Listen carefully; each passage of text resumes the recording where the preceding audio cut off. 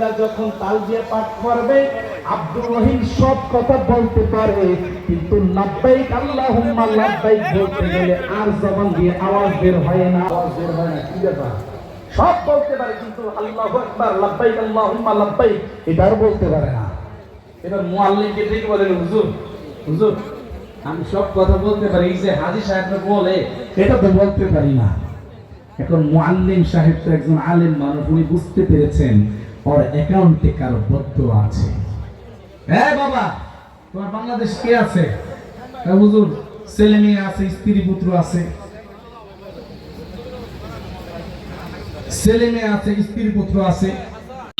ইলাল্লাহি বিইذনিহি ওয়াসিরাজাম মুনীরা।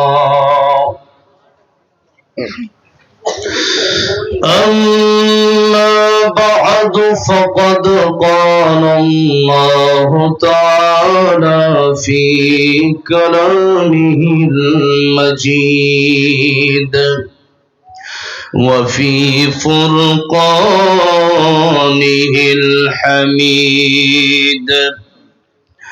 أعوذ بالله من الشيطان الرجيم.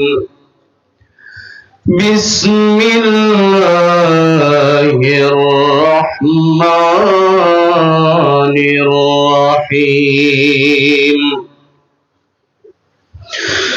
تبارك الذي بيده الملك وهو على كل شيء قدير.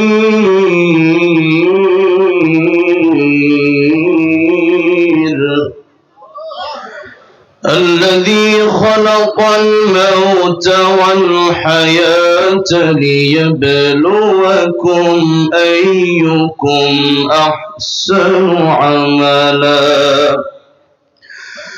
وهو العزيز الغفور.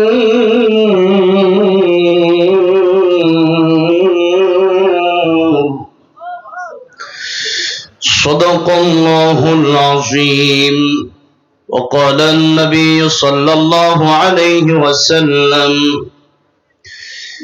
اغتنم خمسا قبل خمس، شبابك قبل هرمك، وصحتك قبل سقمك، وغناك قبل فقرك، وفراغك قبل شغلك، وحياتك قبل موتك، أو كما قال النبي عليه الصلاة والسلام. وقال تعالى في شان حبيبه ومحبوبه: إن الله وملائكته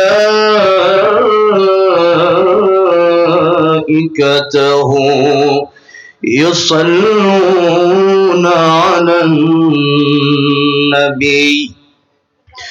يا أيها الذين آمنوا صلوا عليه وسلموا تسليما. নবীর প্রেমে মাতোয়ারা হয়ে সকলেই জবান খুলে দুরূদ ইব্রাহিম পড়ি। আল্লাহুম্মা সাল্লি আলা محمد وعلى آل محمد كما صليت على إبراهيم وعلى آل إبراهيم إنك حميد مجيد. اللهم بارك على محمد وعلى آل محمد كما باركت على إبراهيم وعلى آل إبراهيم إنك إنك حميد مجيد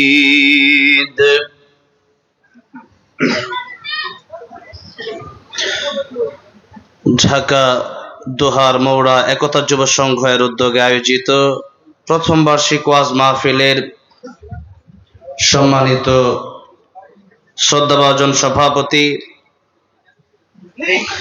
মুফতি আমিনুল ইসলাম আজিজি দামাত বারাকাতুহুম, আমার পূর্বে অত্যন্ত গুরুত্বপূর্ণ মা বাবার হক সম্পর্কে আলোচনা করেছেন। আমার অত্যন্ত কাছের মানুষ, এই দোহারের একজন গর্বিত সন্তান, আপনাদের সকলের পরিচিত মুখ মুফতি সানিম আশরাফ দোহারি হাফিজাহুল্লাহ। আল্লাহ রাব্বুল আলামিন আমার ভাইকে আরো বেশি বেশি কোরআনের কথা বলার তৌফিক দান করেন, পড়েন আমিন। আজকে যিনি প্রধান বক্তা হিসেবে আলোচনা করবেন, বাংলাদেশের একজন উজ্জ্বল নক্ষত্র, আমার অত্যন্ত কাছের মানুষ, মাঝে মধ্যে তিনি আমার খোঁজ খবর রাখেন, আমিও তিনাকে মান হাব্বা লিল্লাহ, আল্লাহর জন্য ভালোবাসি। মুফতি ইলিয়াসুর রহমান জিহাদি হাফিজাহুল্লাহ, বাংলাদেশের গ্রামে গ্রামে মানুষ ওনাকে চেনে, ওনার কথা শুনে মানুষ চোখের পানি ছেড়ে ছেড়ে কাঁদে। এরকম একজন ব্যক্তি যার কথায় মানুষের চোখের পানি বের হয়। দুটি ফোঁটার দাম আল্লাহর কাছে অত্যন্ত বেশি। একটা হচ্ছে মানুষের চোখের পানি, আরেকটা হচ্ছে মানুষের রক্তের ফোঁটা।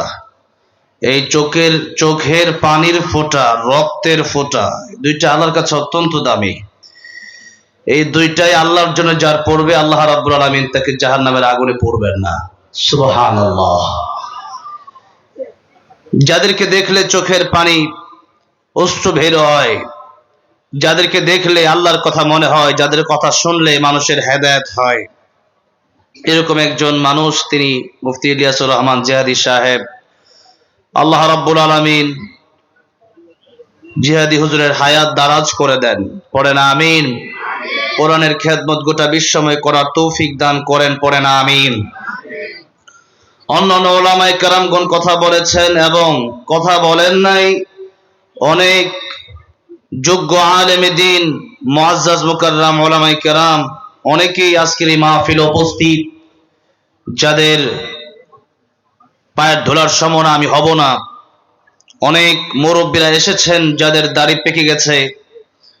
আল্লাহ রাব্বুল আলামিন তাদেরকে অত্যন্ত ভালোবাসেন। রাসূল সাল্লাল্লাহু আলাইহি সাল্লাম বলেছেন, যাদের দাড়ি পাকা ওনারা যখন আল্লাহর কাছে হাত তোলেন, তখন আল্লাহ রাব্বুল আলামিন তাদের হাতগুলো ফিরিয়ে দিতে লজ্জা পান, বলেন সুবহানাল্লাহ। এত সম্মানিত ব্যক্তিদের মাঝে আমি নগণ্য অধম উপস্থিত হলাম।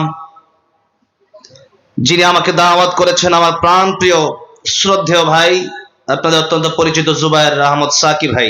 প্রায় এক যুগ ধরে আমার সাথে খুব গভীর একটা সম্পর্ক তিনার। আল্লাহ রাব্বুল আলামিন এই মাহফিল যারা আয়োজন করলেন, যারা কষ্ট করলেন, বিশেষ করে এই এলাকার অনেক মানুষ যারা প্রবাসে আছেন, কুয়েতে, আমেরিকায়, London, Canada, Malaysia, Indonesia, Saudi Arab, Qatar, Oman, Dubai, বিভিন্ন রাষ্ট্রে আছেন।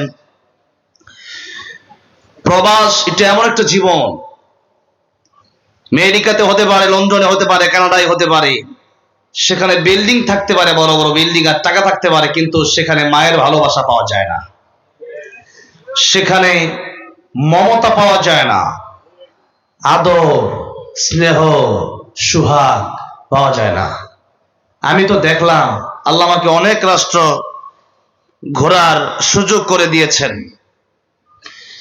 মাঝে মধ্যেই বাহিরে গেলে তখন যাওয়ার পরে মাঝে মধ্যে ঠিক থাকতে পারি না। প্রবাসী ভাইয়েরা অনেক সময় বলে যে মা মারা গেল, জানাজায় যাওয়ার ভাগ্য আমার হয় নাই, বাবা মারা গেল, জানাজায় যাওয়ার ভাগ্য হয় নাই, অনেক আপনজন কাছের জন মারা গেল, জানাজায় যাওয়ার ভাগ্য হয় নাই। এই হচ্ছে প্রবাস।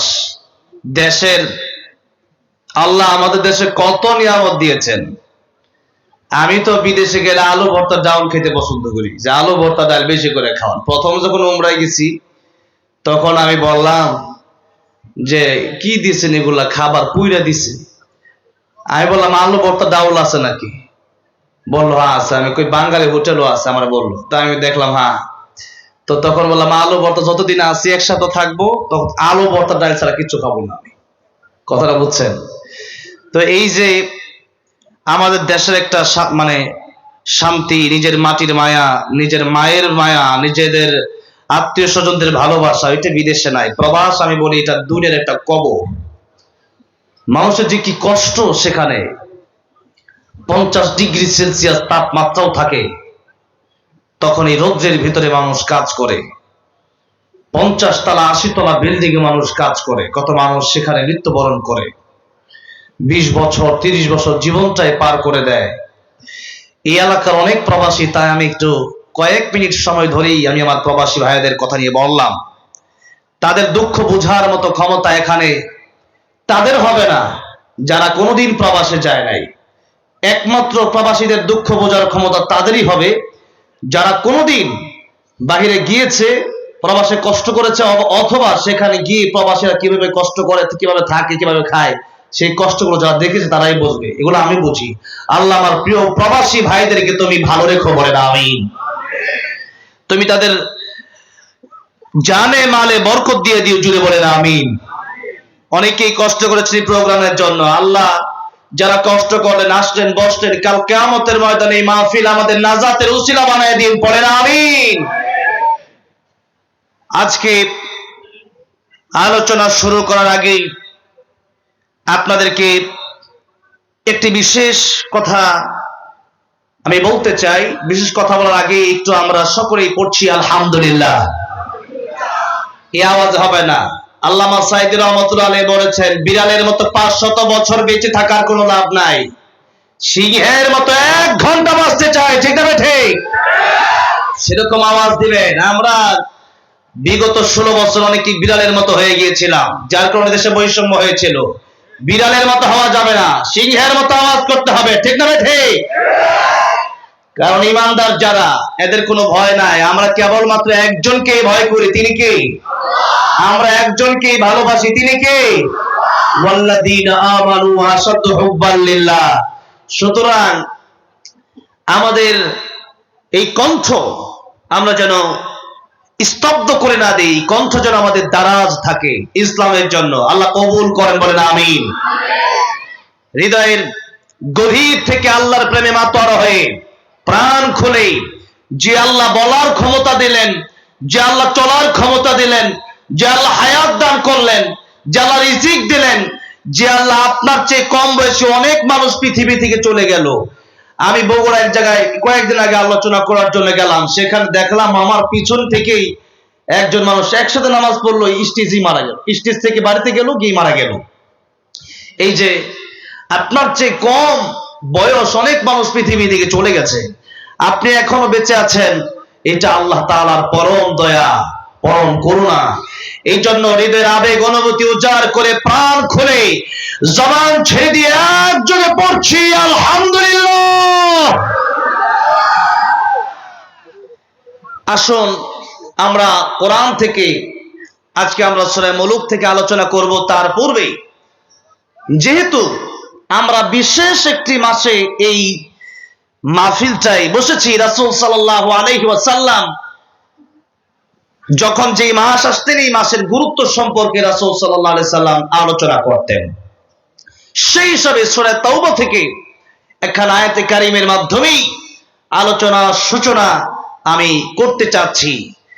তার আগে আপনাদের মনোযোগ আছে কিনা এই মাহফিলের প্রতি এবং বর্তমান এই মাসগুলোর প্রতি, সেগুলো লক্ষ্য করার জন্য, সেগুলো জানার জন্য আপনাদের একটু প্রশ্ন করতে চাই।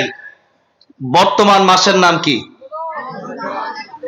হ্যাঁ, কয়েকজন বলছে কি জানুয়ারি, আর কয়েকজন বলছে রজব মাস। যারা অনেকে 31st নাইট করে, কিন্তু রজব মাসের আমল সম্পর্কে অনেকের ধারণা নাই। আরবি মাস জানতে হবে। আমাদের সমাজে সমস্যা কি জানেন? আর এই যে বাংলাদেশে বাংলা মাসের নামই জানে না মানছে, ঠিক না ঠিক বলেন? বাংলা মাসের নামই জানে না।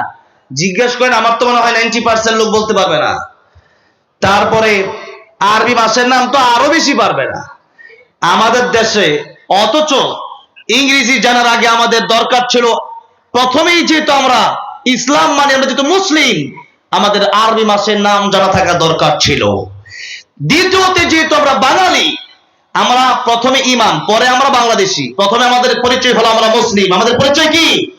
আমরা মুসলিম। এরপরের পরিচয় হলো আমরা বাঙালি।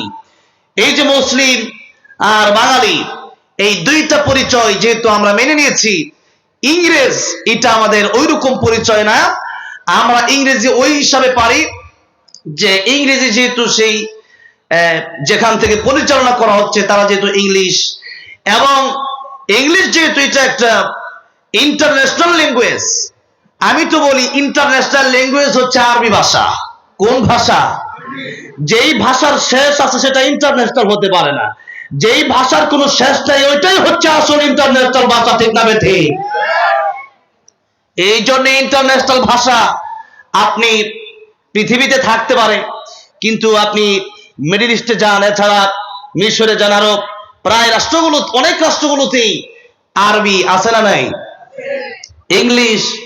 এই কবরে যাওয়ার আগ পর্যন্ত ইংলিশ শেষ, চায়না শেষ, হিন্দি শেষ, উর্দু শেষ, বাংলা শেষ। একটা ভাষা শুধু কবরে যাওয়ার পরে চলবে। বলেন তো সেই ভাষাটার নাম কি? আরবি ভাষা। সেই আরবি ভাষা আমরা আজকে শিখতে অনাগ্রহী। সে আরবি ভাষা শিখতে আমরা রাজি না। ভাবি যে আরবি শিখলে আর কি হবে। ইংলিশও আমরা শিখি, বাংলাও মোটামুটি। আমাদের দেশে এমনও লোক আছে যারা ইংলিশ পারে, বাংলাও এরকম পারে না। বাংলা বলতে গেলে যে এই ইংলিশ শব্দের বাংলা কি হবে, তখন এটা বলতে পারবে না। চেয়ার, টেবিল, ফ্যান, এগুলোর বাংলা অনেকেই বলতে পারবে না, ঠিক না ভাই? ঠিক বলেন। হ্যাঁ, তো এই জন্য আসুন, আমি বিশেষভাবে একটা জিনিসের প্রতি আপনাদেরকে আলোচনার শুরুতেই গুরুত্ব দিতে চাচ্ছি।